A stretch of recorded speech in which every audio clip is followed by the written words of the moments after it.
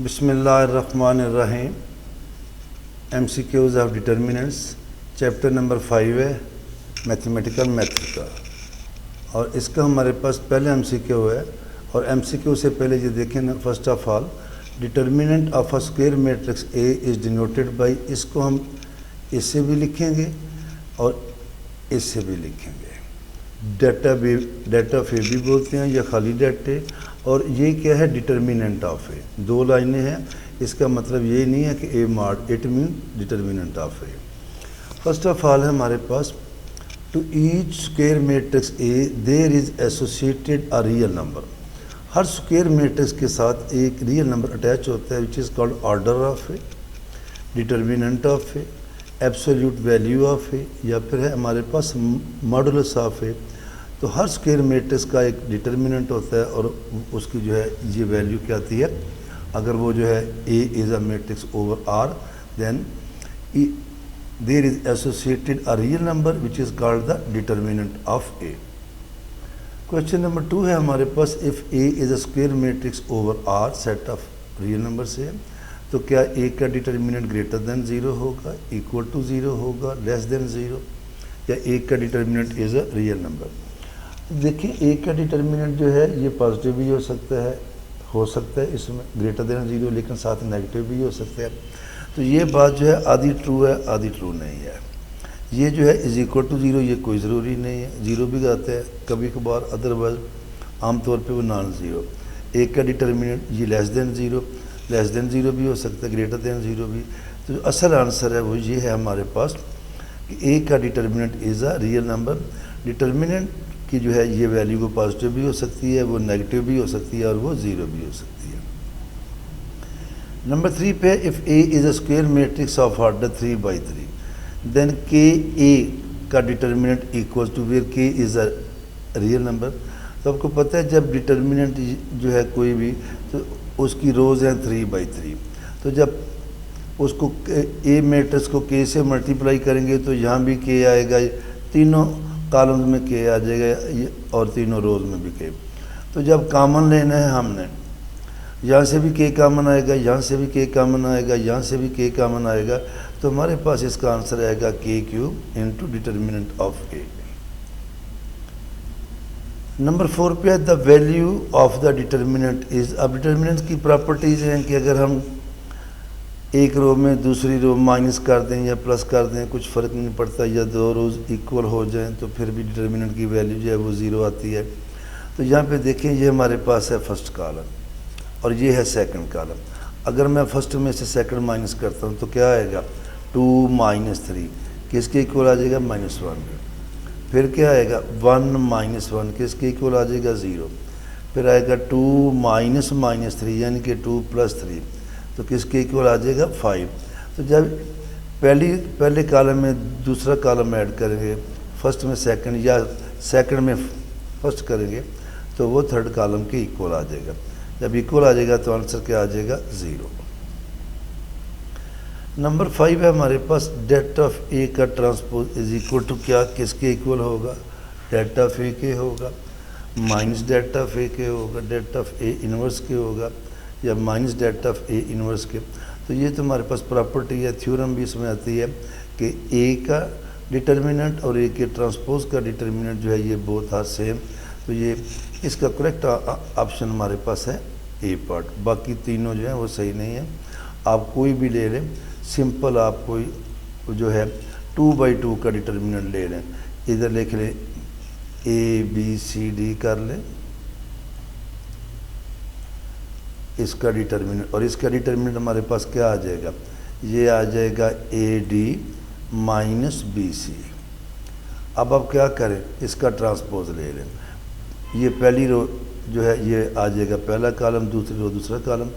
Again इसका determinant लें तो फिर अगेन सेम आएगा। तो ए ट्रांसपोज का डिटर्मिनेंट और ए का determinant both are equal. Number 6 पे है कि क्या det of A B equal to det of A into det of B है, या det of B into det of A है, या डेट ऑफ बी ए है, या ऑल ऑफ दीज है। तो डिटर्मिनेंट ऑफ ए बी जो होता है ये det of A into det of B, तो ये तीनों प्रॉपर्टीज जो है इसकी ट्रू है। तो हमारा ऑप्शन होगा डेट ऑफ ए बी। बल्कि आगे जाके ये इसको इसने एक और MCQ में यूज़ होना है। तो अगर मैं इसका पकड़ूँ, ये ए वाला ही पकड़ूँ, तो ये देखिए इसको हम ऐसे भी लिख सकते हैं, ए बी का डिटर्मिनेंट, चूँकि डेट भी यूज़ होता है और ये भी, तो ये हमारे पास आ जाएगा it is equal to determinant of A और इनटू क्या आएगा, डिटर्मिनेंट ऑफ बी। चूँकि ये रियल नंबर है और आपको पता है रियल नंबर है तो आप ए बी को बी ए बी लिख सकते हैं। तो आगे जाके एक और MCQ में ऐसे लिखा हुआ आएगा, तो इसलिए मैंने लिखा है कि बाद में आपको प्रॉब्लम ना आए। नंबर 7 पे है कि डेट ऑफ ए इनवर्स किसके इक्वल है। क्या ये है 1 over det of A inverse minus 1 over det. जो है ये वाला भी बहुत इजी है, उसी थ्योरम को जो भी हमने की है इसको अप्लाई करेंगे कि ए इनवर्स इन टू ए, ये हमारे पास आ जाता है आइडेंटिटी मैट्रिक्स। क्या आ जाता है, आइडेंटिटी। और जब हम इसका ये लेंगे डेट इस सारे का, ये आएगा det of A inverse into A. और जब आइडेंटिटी का डेट लेंगे तो वो क्या आ जाएगा, 1। अभी जो हमने प्रॉपर्टी की है उसकी रूह से ये आ जाएगा det of A inverse into हमारे पास आ जाएगा डेट ऑफ ए, और इज इक्वल टू क्या आएगा, 1। अब आप देखें ये वाला जो डेट है, डेट ऑफ ए है, ये 1 के नीचे आएगा, तो डेट ऑफ ए इनवर्स हमारे पास आएगा 1 ओवर डेट ऑफ ए। तो correct option is C part. Number 8 पे है कि क्या det of A plus B का square is equal to det of A square plus 2ab plus B square होगा। क्या ये det of A square plus B square होगा, A square plus 2ab plus B square होगा, या none of the. तो देखें ये हम मैट्रिसेस में पढ़ चुके हैं कि मैट्रिसेस में ए प्लस बी का स्केयर इसके इक्वल नहीं होता, और उसकी जो है ये रीज़न आती है कि इसमें जब इसका स्केयर लेते हैं तो ये हमारे पास आता है A square plus A B plus B A. तो मैट्रिसेस में जब हम ये लेते हैं, चूँकि A B is not equal to B A in general, A B और बी ए आपस में जनरली इक्वल नहीं होते, तो लिहाजा जब ए प्लस बी को ए प्लस बी से मल्टीप्लाई करते हैं तो ये चीज़ नहीं आती, ना ही ये चीज़ आती है। तो ये तीनों ऑप्शन जो हैं ये क्या है, रॉन्ग ऑप्शन है। तो det of A plus B का उसके correct option is none of this. Number 9 पे है if A is equal to A I J 3/3 then det of A किसके इक्वल है। तो आपको पता है जो है ये जब लेंगे हम कोई भी मैट्रिक्स है, जब उसका डिटर्मिनेंट लेंगे तो अगर ये A11 होता है तो हम लेते हैं A11 इंटू कैपिटल A11 इसका cofactor plus A12 into A12 इसका कोफैक्टर, तो ये प्लस A13 तो ये डिटर्मिनेंट को एक्सपेंड किया गया बाय फर्स्ट रो, ये एक्सपेंड किया गया है बाय सेकंड रो, ये एक्सपेंड किया गया है by third row, A31 plus A32। तो ये ए पार्ट भी सही है, बी पार्ट भी सही है, सी पार्ट भी सही है, और करेक्ट ऑप्शन है हमारे पास ऑल ऑफ दिस। नंबर 10 पे हमारे पास इफ़ डेट ऑफ ए की power m is equal to 1 तो देन डेट ऑफ ए किसके इक्वल आएगा।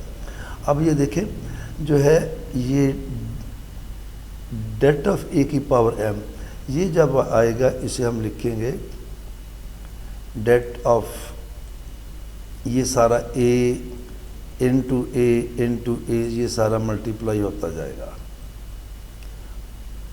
और ये कितनी दफ़ा आएगा, m टाइम आ जाएगा। क्या आएगा, m टाइम।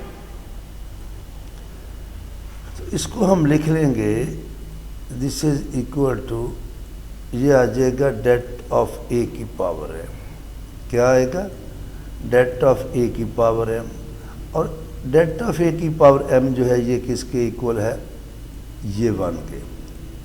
तो हमारे पास दो ऑप्शन है, ये आएगा या तो आएगा ये 1 की power m is equal to 1 होगा, या फिर आएगा ये अगर ये -1 है और m इवन है, ये -1 है और m इवन है तो फिर भी ये आएगा 1।